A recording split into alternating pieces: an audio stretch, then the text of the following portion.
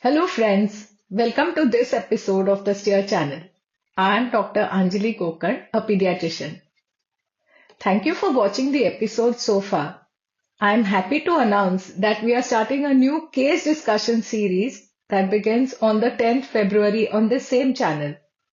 Do watch that too and spread the word, especially to postgraduate students. Today we will discuss the role of drugs in gastrointestinal disorders. Vomiting, constipation, diarrhea are common symptoms of gastrointestinal diseases which we encounter in our clinics daily. Addressing these issues rationally is important. In a patient with gastroenteritis, vomiting is often the first symptom to present and is self-limited. The routine use of antiemetics in acute gastroenteritis is not recommended. Vomiting can be managed by giving frequent small sips of oral rehydration fluids. Antiemetics should be reserved for cases where vomiting is severe, recurrent, and it prevents oral rehydration. A single dose of an antiemetic may be sufficient and is considered safe. This dose facilitates oral rehydration and potentially reduces the need for hospitalization and intravenous fluids. The newer antiemetics like ondansetron are more effective and have fewer side effects than the older generation medicines. Similarly, vomiting in acute viral hepatitis is also self-limited and presents in the first few days of illness. Giving a soft, easy to digest diet with small quantities of fluids helps. Antiemetics may be needed only when oral intake is compromised. Vomiting or regurgitation is also seen in infants with gastroesophageal reflux. This is a common condition in infants and the symptoms improve spontaneously by the end of infancy. Children who regurgitate but are thriving well, gaining weight, are also called happy spitters and do not need any medication. The parents need reassurance and education regarding its benign nature. They should be encouraged to continue mother's milk if she is breastfeeding. If they are giving formula, they should not overfeed. Children with symptoms of weight loss or persistent irritability after feeds, in addition to the above measures, should be advised to be held upright over the shoulder of the caregivers after feeds for 20 to 30 minutes.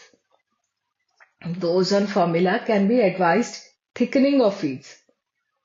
Prone and lateral positioning are not recommended. A small number of patients not responding to these measures are advised specific medications. Antiemetics, however, are not prescribed in infants for gastroesophageal reflux. The incidence of reflux again increases in children, adolescents, and adults. All such patients are advised lifestyle changes like weight reduction if overweight, avoiding caffeine, chocolates, spicy foods, late night snacking. Adolescents and adults are counseled to avoid smoking and alcohol intake. For heartburn and nighttime pain, antacids are prescribed. However, if the symptoms are persistent, then acid suppression for 4 to 8 weeks is recommended. Here too, antiemetic drugs like domperidone are not recommended. All drugs that cause acid suppression have the side effects of pulmonary and gastrointestinal infections. Some children have recurrent vomiting, which is called cyclic vomiting. This condition is characterized by episodic vomiting occurring periodically like migraine headaches and is considered a migraine variant. Treatment is recognizing and avoiding triggers, acute treatment to stop the episode, and prophylactic treatment to prevent recurrence. Trigger identification is crucial. Common triggers are stress, inadequate sleep, and certain foods. Avoiding these help reducing episodes. Acute treatment medications include paracetamol and other NSAIDs. Antiemetics are also recommended. At times, the attacks can be quite severe and patients may need hospitalization for IV fluids. Such patients will need prophylactic therapy, which are generally anti-migraine medications given for prolonged periods. Some conditions with vomiting warrant preventive antiemetics, like cancer treatment and motion sickness. Antiemetics for cancer therapy are crucial to prevent chemotherapy-induced nausea and vomiting. They block the signals to the brain. Treatment regimens are adjusted based on the chemotherapy's emetic risk. Ondansetron, steroids, along with newer antiemetics like aprepitant are given in varying combinations. Antiemetics are given before the treatment starts and are given until 24 hours after treatment. This prevents delayed symptoms of nausea and vomiting. Some people are prone to motion sickness. Stopping an episode once it begins is generally difficult, and therefore preventive treatment is preferred.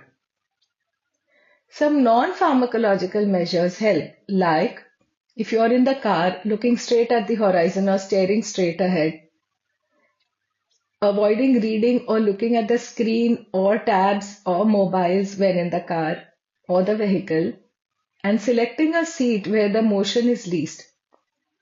Adults should be encouraged to drive the car themselves. Chewing on ginger candies also helps.